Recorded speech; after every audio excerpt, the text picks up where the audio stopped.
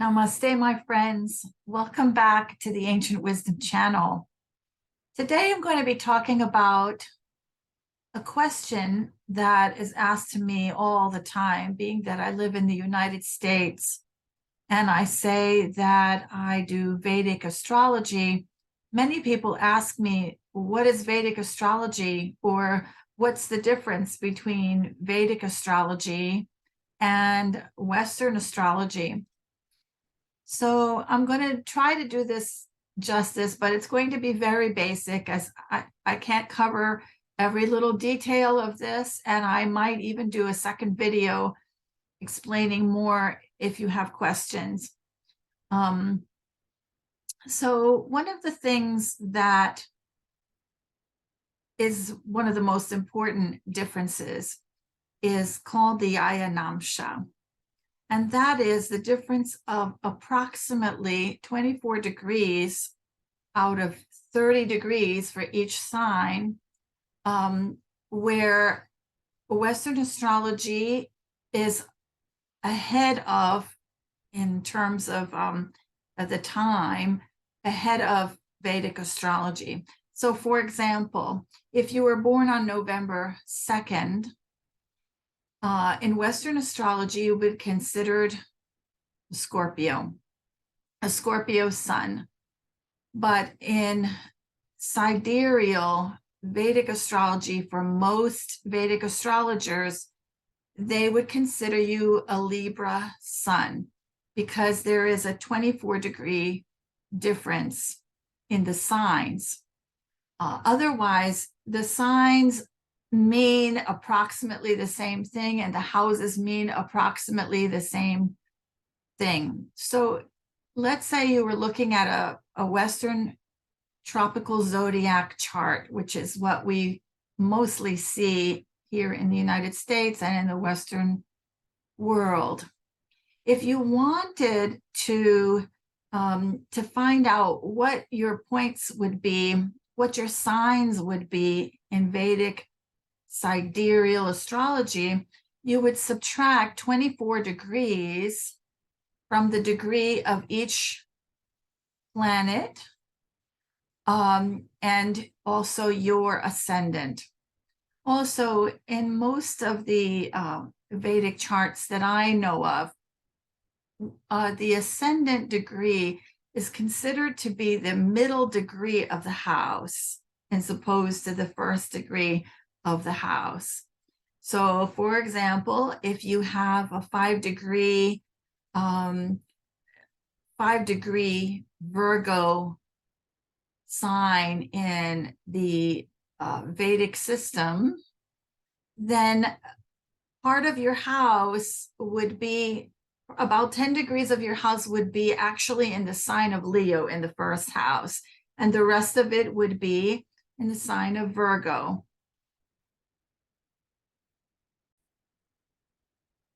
So let's go back to the Ayanamsha, and that is the difference in degrees between the signs in sidereal and the signs in tropical astrology. I'll try to explain this. If you need more information beyond my explanation, this is a good book. This is actually an old version of this book, Astrology of the Seers by David Frawley, who is a very highly regarded expert in Jyotish, which is the Hindi or Sanskrit term for Vedic astrology. He's, highly respected, also considered to be a pundit, which is like a priest. He's American, and he wrote this book, which I found very helpful when I was first trying to understand the difference.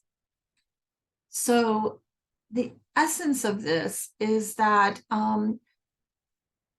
sidereal astrology has been consistent with analyzing the sign of any planet with how it appears observably in the sky, in the star constellations, which I believe is the original way of calculating the signs. So every 72 years, what happens is that from our perspective, it shifts 1 degree in relation to the equinox. And the Western tropical people, we're talking maybe 1700 years ago, began to hold on and be consistent with the Aries, the vernal equinox happening always on approximately March 21st. So the sun is considered to be in Aries every year on March 21st. However, if you were to look at in the sky, if you were to point one of those apps in the sky to see where the sun actually is within the star constellation of Aries, it would be different now. So that, let's say you were born on March 30th, the sun at that point is not any longer in the constellation of Aries, but it's in Pisces. And so every 72 years, there's a 1 degree difference, and it's been increasing over 1700 years or so. You do the math, you can figure it out. Also, there are some differences in what people consider to be the correct Ayanamsha, but it's not a very big difference. So I use the Lahiri Ayanamsha, and it's approximately a 24 degree difference, 24 out of 30 degrees. That's a pretty big difference. And my original training was in Western astrology. And when I learned about this difference in classes, I would start to, when we were looking at charts, I would start to do the calculation in my head and see which position made more sense to me, which sign made more sense to me with regards to the event that happened in somebody's life, in the native's life, whose chart we were studying. And I started to feel that the sidereal made a whole lot more sense in terms of the events and also the personality of the native in question. So that's why I have really committed myself to Jyotish and to the sidereal system. Now, another difference is traditionally the ancient Vedic astrologers did not take into account Neptune, Uranus, and Pluto because they were not observable with the naked eye. They're the furthest away planets. So now, there are many Vedic astrologers that still do not take those planets into account. However, I found that it is very useful to use those planets.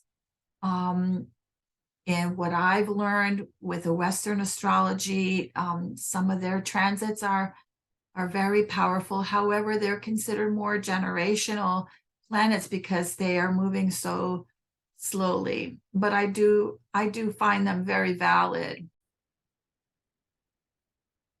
Vedic astrology is incredibly detailed, complex, profound, and I really believe that it can't be covered in one lifetime. And I feel that I will be studying it for the rest of my life. It's that profound.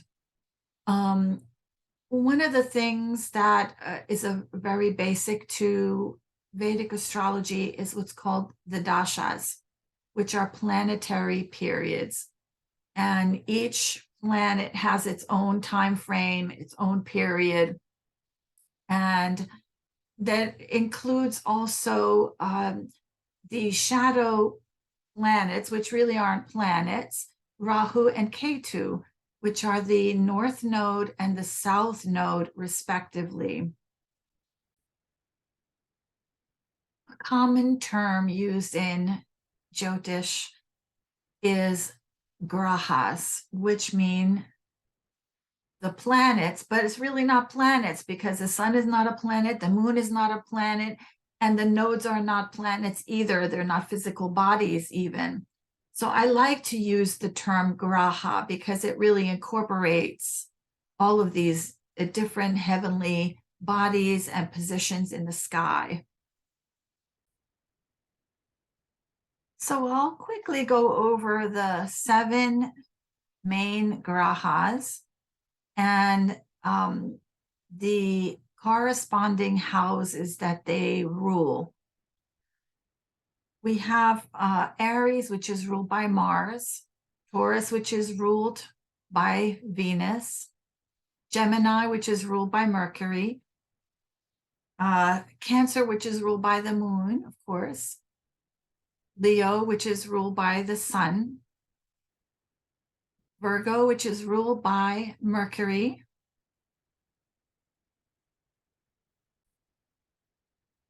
Libra, which is ruled by Venus, Scorpio, which is ruled by Mars, Sagittarius, which is ruled by Jupiter, Capricorn, which is ruled by Saturn, Aquarius, which is ruled by Saturn, and Pisces, which is ruled by Jupiter. Now, according to one of my teachers who I respect very much, he also says that Scorpio has a co-rulership of Ketu, which is the south node, and Aquarius has a co-rulership of Rahu, which is the north node. Each graha has its specific degree where it is considered to be exalted.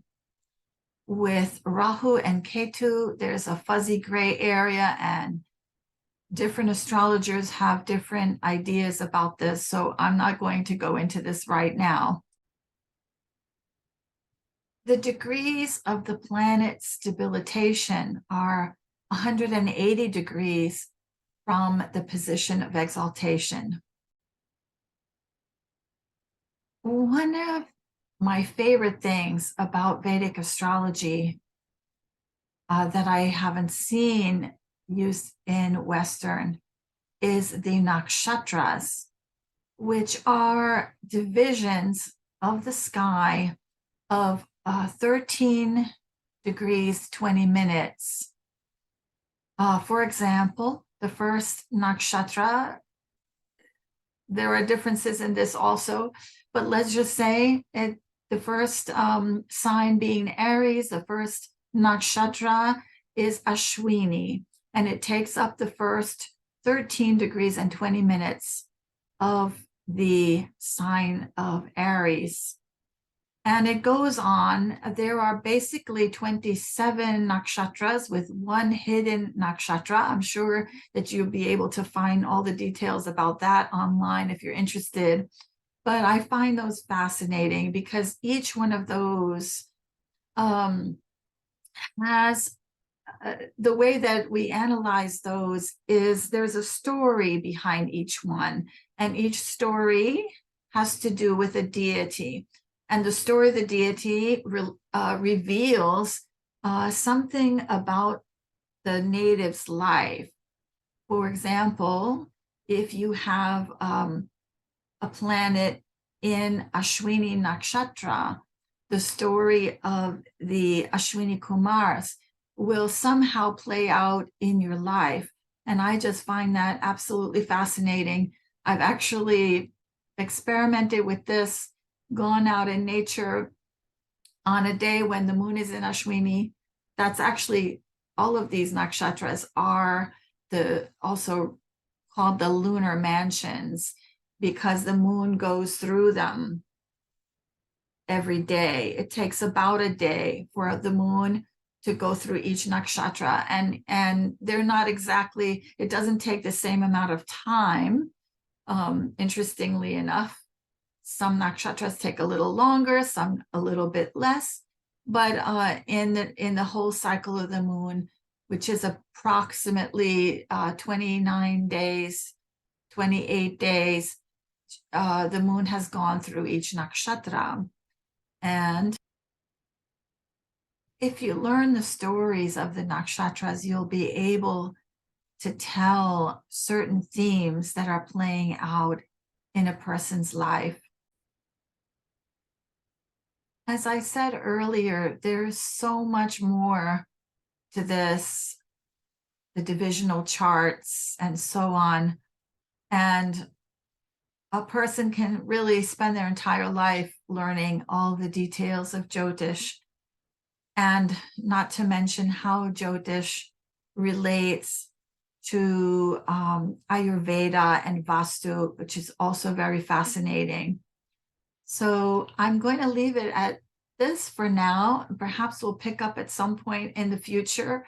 If you have any questions, feel free to leave your questions in the comments section. If you would like a consultation, you can also reach me by leaving a comment or contacting me at my email address.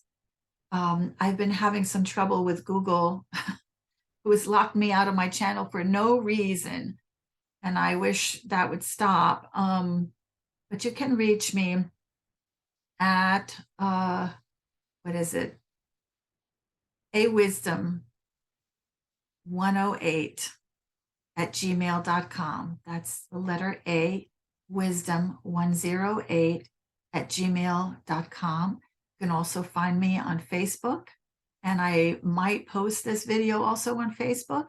And if you're watching this on YouTube, please subscribe, share, like, comment, and enjoy. Thank you again for visiting the Ancient Wisdom channel. Lots of love, many blessings, and namaste.